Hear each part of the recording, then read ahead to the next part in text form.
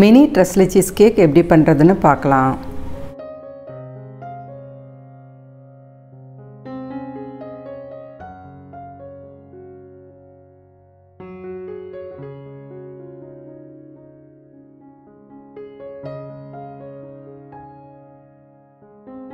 மைதா, baking powder, baking soda இது எல்லாத்தையும் சேர்த்து நல்லா சலிச்சு எடுத்துக்கிறேன்.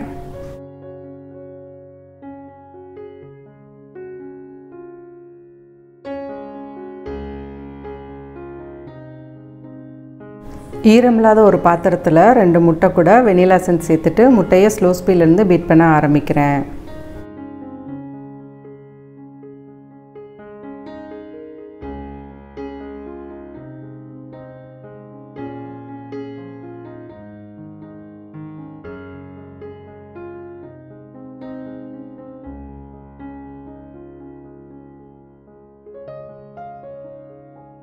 முட்டையோட கலர் கொஞ்சம் மாறினதுக்கு அப்புறமா அதுக்கு தேவையான பவுடர் பண்ணி வச்சுருக்க சர்க்கரையை கொஞ்சம் கொஞ்சமாக சேர்த்து முட்டையை நல்லா பீட் பண்ணி எடுத்துக்கிறேன்.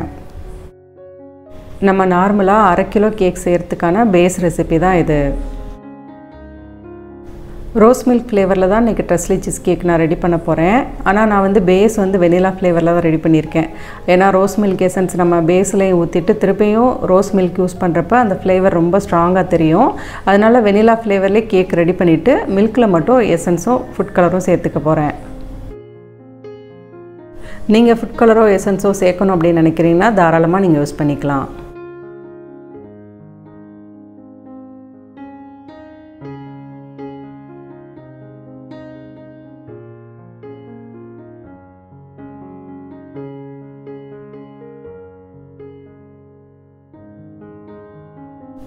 பீட் பண்ண முட்டை ரெடி ஆனதுக்கப்புறம் அதுக்கு தேவையான ரீஃபைண்ட் ஆயில் சேர்த்துட்டு பீட்டரை ஒரு நிமிஷம் மட்டும் பீட் பண்ணிவிட்டு ஆஃப் பண்ணிடுங்க.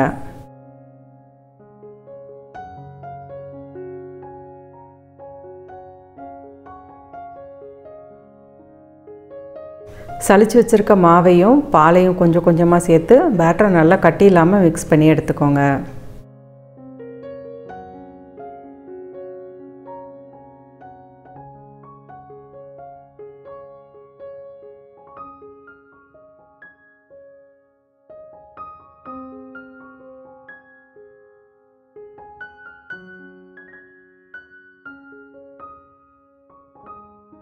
நார்மலாக நம்ம கொடுக்குற ட்ரெஸ்லி சீஸ் கேக் கொஞ்சம் பெருசாக இருக்கும். ரேட்டுமே இதோட கம்பேர் பண்ணுறப்ப அது கொஞ்சம் கூட தான். ஒருவேளை கொஞ்சம் ஸ்டால்லாம் நீங்கள் போடுறீங்க அப்படின்னா அவ்வளோ பெரிய கேக் வாங்குறதுக்கு யோசிப்பாங்க. அப்போ இந்த மாதிரி சின்ன சைஸ் கொடுக்குறீங்க அப்படின்னா எல்லாராலையுமே ஈஸியாக வாங்க முடியும். எப்போவுமே நீங்கள் ஸ்டால் போடுறதுக்கு எல்லாத்துலேயுமே இந்த மாதிரி சின்ன சைஸாக ரெடி பண்ணி கொண்டு போகிறீங்க அப்படின்னா கஸ்டமர் வாங்குறதுக்கு ரொம்ப வசதியாக இருக்கும். நான் இன்றைக்கி பேக் பண்ணுறதுக்கு இந்த பேக்கன் சர்வ் லைனர் தான் யூஸ் பண்ண போகிறேன். இது அலுமினிய லைனர். இதோட சைஸ் பார்த்திங்கன்னா 4க்கு 1.5 இன்ச் ஹைட் இருக்கும். இது பேக் பண்ணிவிட்டு நம்ம அதிலேயே மில்க்கும் ஊற்றி வச்சுக்கலாம். அதெல்லாம் ரொம்ப ஈஸியாக இருக்கும். இன்கேஸ் நீங்கள் பேப்பர் லைனர் யூஸ் பண்ணுறீங்க அப்படின்னா அது ஊறிடும் மில்க் நம்ம ஊற்றுறப்ப. இந்த மாதிரி அலுமினிய கப் நம்மளுக்கு பால் ஊற்றி வைக்கிறதுக்குமே ரொம்ப நல்லாயிருக்கும். அதனால தான் நான் இதை செலக்ட் பண்ணியிருந்தேன். நான் எடுத்திருக்க இந்த பேட்டரோட அளவுக்கு கிட்டத்தட்ட 8லேருந்து ஒரு 9 கேக் வரைக்கும் நம்ம ரெடி பண்ண முடியும். எல்லாத்துலேயும் ஈக்குவலாக பேட்டர் பிரித்து ஊற்றி நான் எடுத்துக்கிறேன். 185க்கு 10 நிமிஷம் ப்ரீஹீட் பண்ண ஓடிஜியில் இந்த பேட்டரை வச்சுட்டு 20 நிமிஷம் பேக் பண்ணி நான் எடுத்துக்கிறேன். பேக் பண்ணுறப்ப 2 ராடுமே ஆனில் இருக்கிற மாதிரி செட் பண்ணி வச்சுக்கோங்க. ட்ரெஸ்லி சீஸ் கேக் எப்போவுமே நான் ஒரு பெரிய ட்ரேயில் பேக் பண்ணி அதுக்கப்புறம் எனக்கு தேவையான சைஸில் கட் பண்ணி ஒரு பிவிசி பாக்ஸில் தான் நான் பேக் பண்ணி கொடுத்துருக்கேன். இதுக்கு முன்னாடி இது ரொம்ப ஈஸியாக இருந்துச்சு எனக்கு. பேக் பண்ணி எடுத்ததுக்கப்புறம் அதிலேயே மில்க்கும் சோக் பண்ணி கொடுக்கறதுக்கு ரொம்ப வசதியாக இருந்துச்சு. பேக் பண்ணி வெளியே எடுத்ததுக்கப்புறமா ரூம் டெம்பரேச்சருக்கு வர வரைக்கும் ஒரு துணி வச்சு மூடி வச்சிடுறேன். ஒரு பாக்ஸுக்கும் 38லேருந்து 40 கிராமுக்குள்ளே கேக்கோட வெயிட் இருந்துச்சு. கேக் மேலே இருக்க போர்ஷனில் எக்ஸ்மெல் இருக்கும். அதனால் அதை எல்லாத்தையும் எல்லா கேக்லேயும் நான் எடுத்துட்டேன். இதுக்கு தேவையான மில்க் நம்ம ரெடி பண்ணிக்கலாம். பவுடர் சுகரும் அது கூட விப்பிங் க்ரீம் எடுத்திருக்கேன். அது கூட ரோஸ் மில்க் எசன்ஸும் யூஸ் பண்ணியிருக்கேன். பால் வந்து ஃபுல் ஃபேட் மில்க் எடுத்திருக்கேன். நீங்கள் ஆவினில் நம்ம நார்மலாக வாங்குகிற பால் இல்லாமல் ஃபுல் ஃபேட் மில்க்குன்னு கேட்டிங்கன்னா தருவாங்க.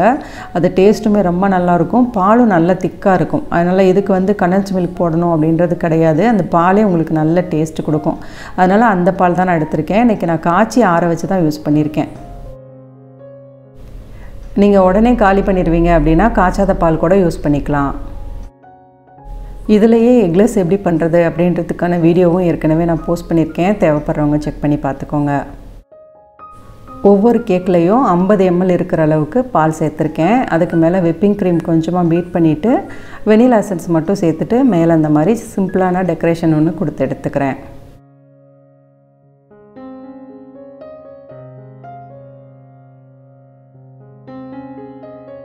இதுக்கு மேலே ரோஸ் பெட்டல்ஸும் கொஞ்சம் கேஷ்யூ நட்டும் சேர்த்துக்கிறேன்.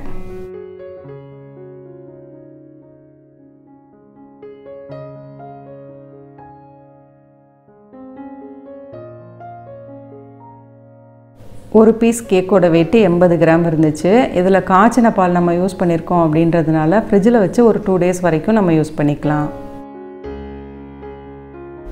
இந்த ஒரு கேக் நான் 30 ரூபாய்க்கு கொடுக்குறேன்.